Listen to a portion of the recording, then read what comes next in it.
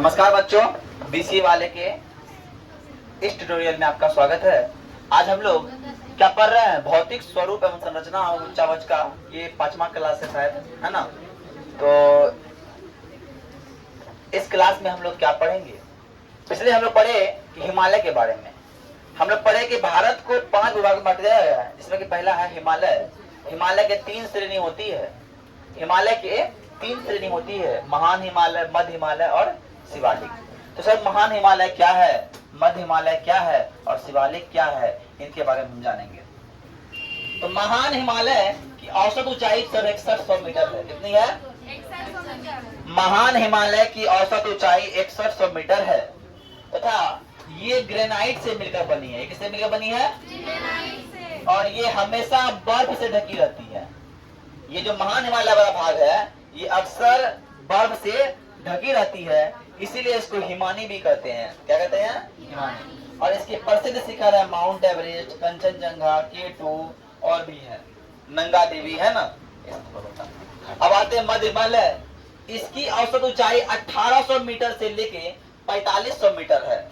इसकी औसत ऊंचाई 1800 मीटर से लेके 4500 मीटर तक है। और इसका निर्माण जो है संपीड़ित तथा परिवर्तित शैलों से हुआ है ना? और यहाँ घास का मैदान, जिसे मर्ग कहते हैं, ये कहाँ है? घास का मैदान होता है। ये जो क्षेत्र है मध्य हिमालय वाला भाग, इसके ऊपर घास का मैदान होता है, जिसको मर्ग बोलते हैं। ऐसे गुलमर्ग, सोनमर्ग जगह है ना? यहाँ यह पर्यटन वाला भाग है। यहाँ पे पर्यटन करने लोग घूमने फिरने, यात्रा करने, घूमने फिरने, फोटो तो खिंचाने आते हैं, है ना? है क्या ना? जैसे कश्मीर हो गया, कुल्लू हो गया, मनाली हो गया, शिमला हो गया, ये सब जाता है पर्यटन करने के लिए, है ना? अब आते हैं तीसरा भाग है शिवालिक भाग। शिवालिक भाग की औसत ऊंचाई कितनी है? 900 से लेके 1500 मीटर इसकी औसत ऊंचाई है। कितनी है? 900 से लेके 1500 मीटर तक इसकी औसत ऊंचाई है। किसका? शिवालिक का।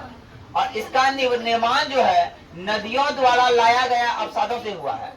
नदियों के जो अवसाद आते हैं, नदियों के साथ में बहुत सा कंकड़ पत्थर अवसाद आता है, वो आके कहीं रुक जाता है। इसका निर्माण उसी से हुआ है ना? और इस भाग की घाटी को दुंज कहा जाता है। शिवालिक वाली भाग में जो घाटियां होती है, शिवालिक वाले भाग में जो घाटियां होती है, उसे क्या कहते हैं? इसे दुंज कहते हैं। इसी का उदाहरण है देहरादून, कोटली दून, इसका उदाहरण है। शिवालिक भाग बिहार में 856 किलोमीटर फैला है। शिवालिक भाग बिहार में 856 किलोमीटर फैला है। और बिहार वाला भाग ये सोमेश्वर भाग कहलाता है। क्या कहलाता है? सोमेश्वर पहाड़ी कहलाती है। बात समझ में आ गई? हिमालय हो गया मेरा खत्म। अब आते हैं, दूसरा है उत्तर का विशाल मैदान। क्या है? उत्तर का विशाल मैदान। इस मैदान का निर्माण सिंधु, गंगा और ब्रह्मपुत्र नदी अर्थात इसकी सहायक नदियों से हुई है। बात समझिएगा? उत्तर का विशाल मैदान सिंधु, गंगा और ब्रह्मपुत्र तथा इसकी सहायक नदियों के, है ना, के द्वारा किया गया है। इसीलिए इसे सिंधु, गंगा, ब्रह्मपुत्र का मैदान भी कहते हैं। इसीलिए इसे सिंधु, गंगा, ब्रह्मपुत्र का मैदान भी कहते हैं। अब यह भाग जलोढ़ मिट्टी से बना है।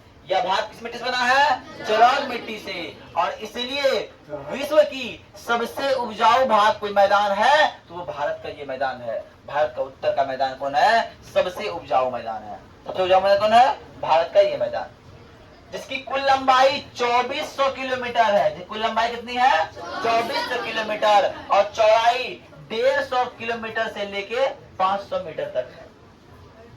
जैसे हिमालय को 3 भाग बांटा था, उसी तरह उत्तर का विशाल मैदान को भी 4 भाग में बांट दिया। कितने भाग में बांट दिया? 4। पहला है पंजाब का मैदान। देखिए भारत का मैप हम बनाते हैं, इसमें देखिएगा।